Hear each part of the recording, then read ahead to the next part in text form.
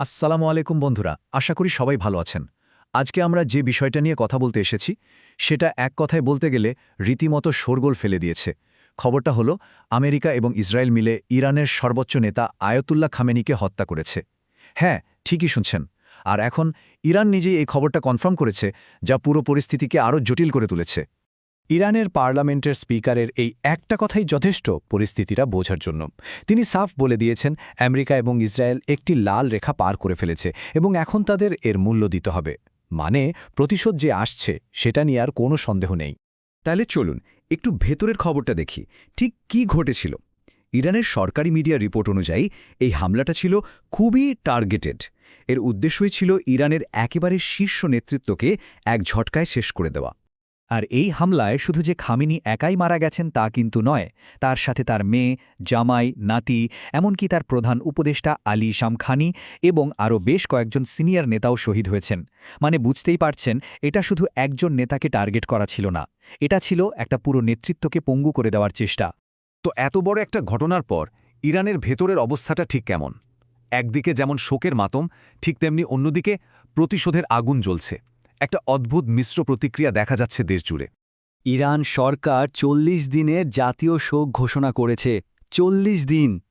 এই সংখ্যাটা কিন্তু এমনি এমনি নয়।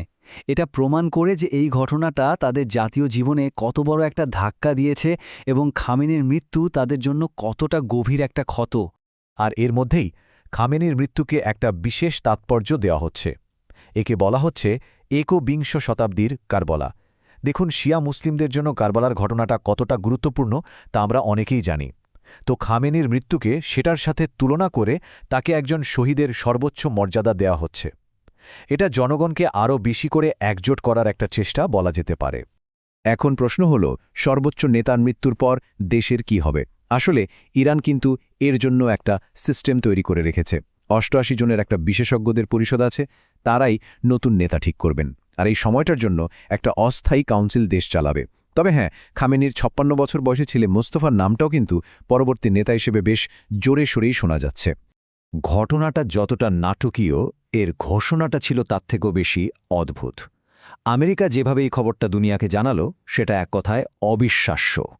একটু মনে করে দেখুন তো, ২০১১ সালে যখন ওসামা বিন লাদেন মারা যায়, তখনকার প্রেসিডেন্ট বারাক ওবামা কতটা গম্ভীরভাবে হোয়াইট হাউস থেকে সেটা ঘোষণা করেছিলেন। আর এবার একেবারে উল্টো ছবি। প্রেসিডেন্ট ট্রাম্প খবরটা দিলেন তার এক প্রাইভেট পার্টিতে, যেখানে রীতিমতো নাচগান চলছিল। দুটোর মধ্যে তফাৎটা একবার ভেবে দেখুন। ট্রাম্পের কথাগুলো ছিল খুবই সরাসরি এবং ভয়ঙ্কর।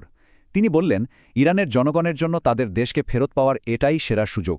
আর এরপরেই দিলেন হুমকি, শান্তি প্রতিষ্ঠা না হওয়া পর্যন্ত একটানা ভারী বোমাবর্ষণ চলতে থাকবে। মানে একই সাথে ইরানের জনগণকে উস্কানি আর সরকারকে সরাসরি হুমকি। যা হওয়ার তাই হলো। ইরান বসে থাকেনি, তাদের জবাবটা এলো খুব দ্রুত, আর এলো চারদিক থেকে। এর ফলে পুরো মধ্যপ্রাচ্যে জুড়ে এখন চরম উত্তেজনা। যে কোনো মুহূর্তে বড় ধরনের যুদ্ধ লেগে যেতে পারে। ইরানের প্রতিশোধটা ছিল এক কথায় বিধ্বংসী।